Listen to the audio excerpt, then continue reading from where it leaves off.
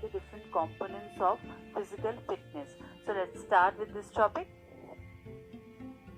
So our topic for today is physiological factors determining components of physical fitness. Dear students, the term physical, it refers to our body, but whereas physiological, it is associated with the functioning of different systems of body. And what are the different systems of the body?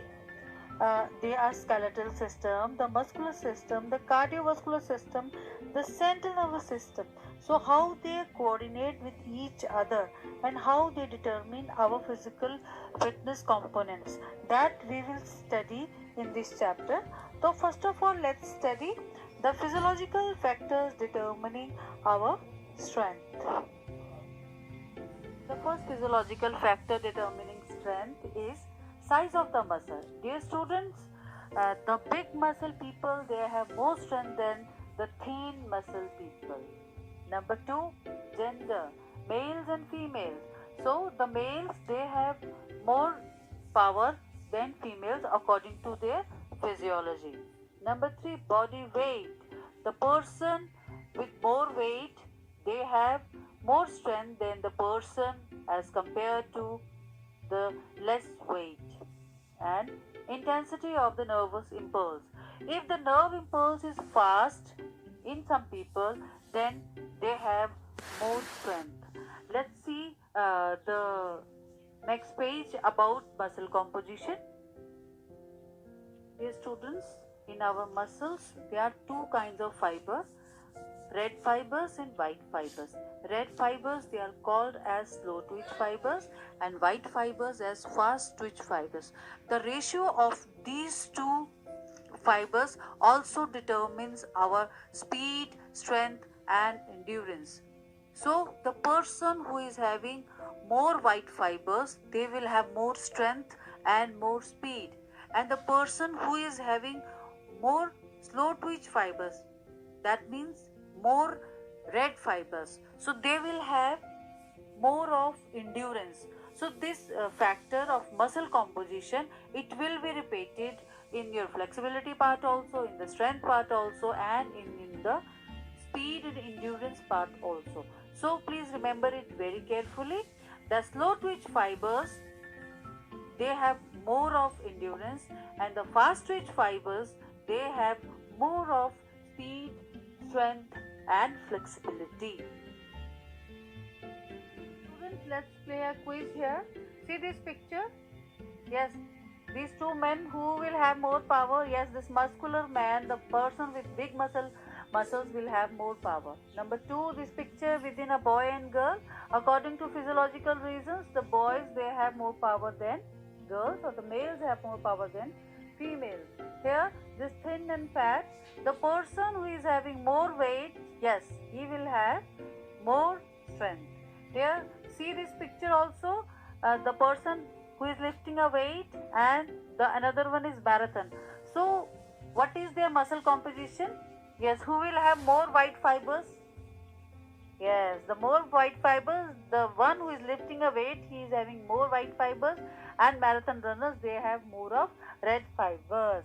Very good, students. Let's move on to our next part.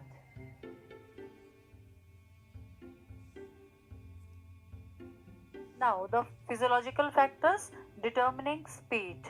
Number one is mobility of the nervous system. Dear students, contraction and relaxation of muscle is controlled by the nervous system.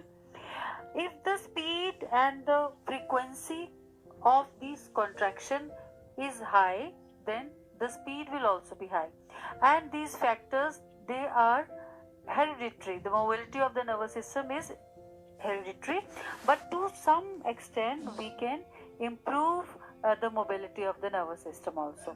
Next point is muscle composition. As we have already done muscle composition point, that slow twitch and fast twitch fibers, the person who is having more of fast twitch fibers, they will have more speed. The next point is explosive strength. Dear students, what is strength? Strength is the ability to overcome resistance and overcome the maximum resistance also. And this explosive strength, it determines our movement speed. That means if a player is having more explosive strength, he will have a more movement speed, thus improves our speed. The next factor is flexibility. Flexibility also determines the speed. Flexibility and you know what is flexibility? Yes, flexibility is a range of movements of the joint. So if our joints are more flexible, more pliable, then the flexibility will be more and we can extend our legs and arms for maximum movements. So we can increase our speed.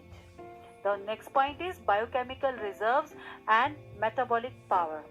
Dear students, biochemical reserves, they are very important for a race as because the ATPs and CPs, they are the main sources of this energy, and if the number of ATPs and CPs more, then the person's speed will also increase, and they are increased by proper training. So here in the picture you can see how these runners are running over the hurdles and they are putting their maximum efforts. So they have increased all their capacities to have this kind of speed.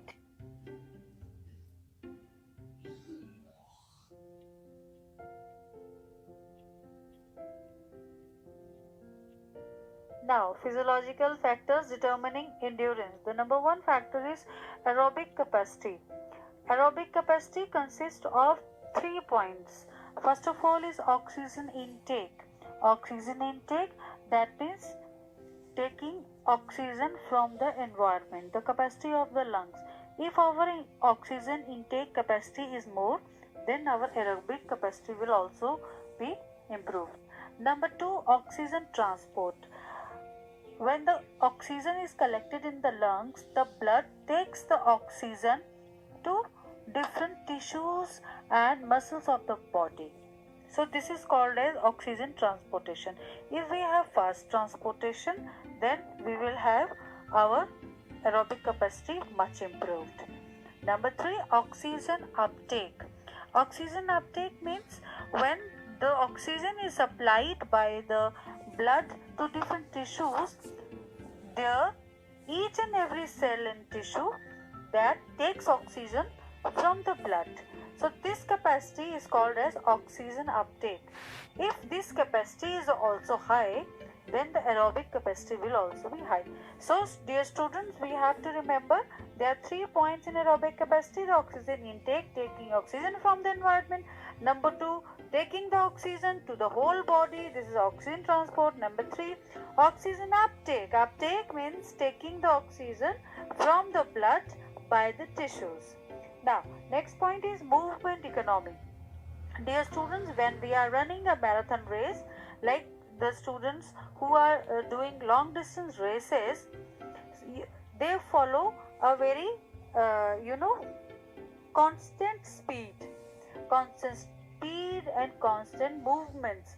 They do not perform any extra movements so that they can save energy for their race. So we should plan our race and we should plan our movements in such a way that extra energy is not wasted.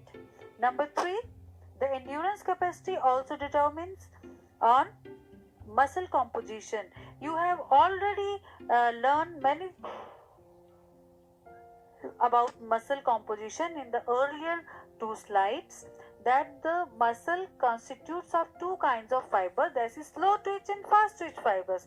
The person who is having slow twitch fibers, or we can say red blood fibers, they have more of endurance capacities. So these were the points. Now let's move on to the next points of endurance.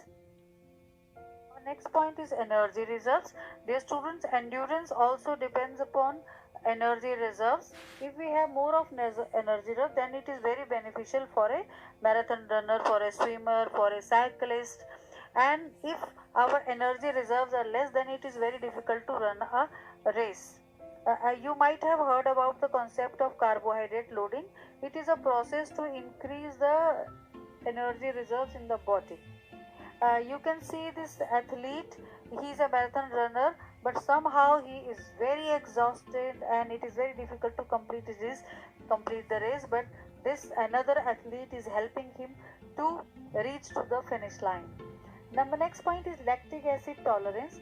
Dear students, when we perform any kind of activity due to the muscle contractions, lactic acid is released in the muscles and that hinders the activity.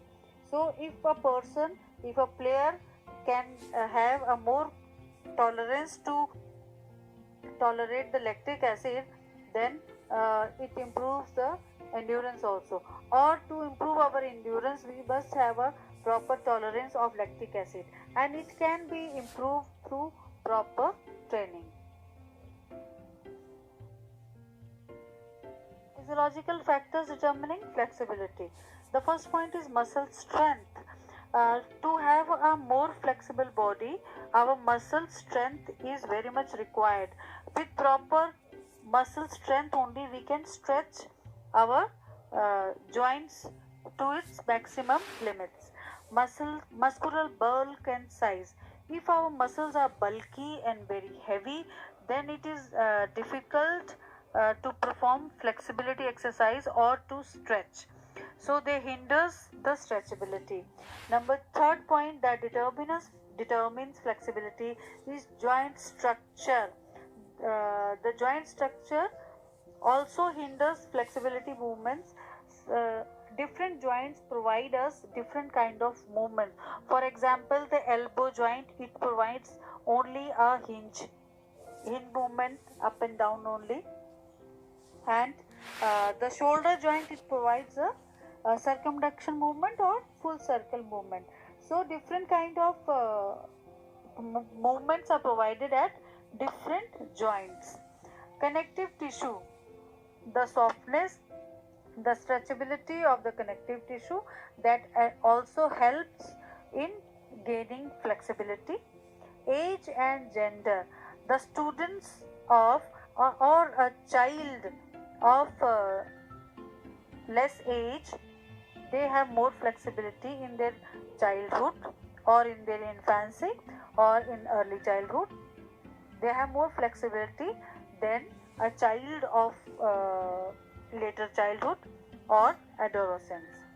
Gender, the girls have more flexibility than boys. So next point is extensibility of the muscle. Our muscles, they have their own extensibility powers. Some muscles, they extend very fastly, some are not. So the flexibility also depends on the extensibility of the muscles. Our next point is internal environment of our body. So if our internal environment, that is temperature, it has been seen that if the temperature is 1 degree high, right, then the flexibility is more. If our temperature is 1 degree less, then it is not very flexible. Next point is previous injury. If there is any kind of injury at the joint or muscles, then it hinders the movement. So there will be less chances of full flexibility. So students, these were the points that are physiologically determining our different motor components.